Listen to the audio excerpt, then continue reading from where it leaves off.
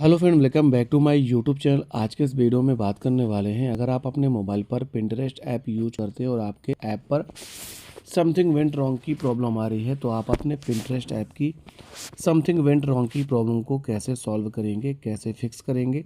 आज के इस वीडियो में आपको यही बताने वाला हूँ। बस आपसे रिक्वेस्ट है, इस वीडियो को पूरा देखें, तभी आप अपने पिंटरेस्ट ऐप की समथिंग वेंट रॉन्ग की प्रॉब्लम को सॉल्व कर पाएंगे, फिक्स कर पाएंगे।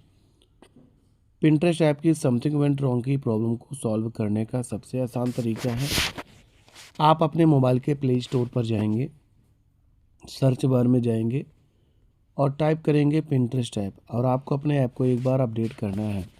अपडेट करने से बहुत सारे लेटेस्ट फीचर और बहुत सारे एरर सॉल्व हो जाते हैं। अपडेट कंप्लीट होने के बाद आप अपने फ़ोन को रिस्टार्ट करेंगे। इसके बाद आपके पिंटरेस्ट ऐप की समथिंग वेंट रॉन्ग की प्रॉब्लम सॉल्व हो जाएगी, फिक्स हो जाएगी।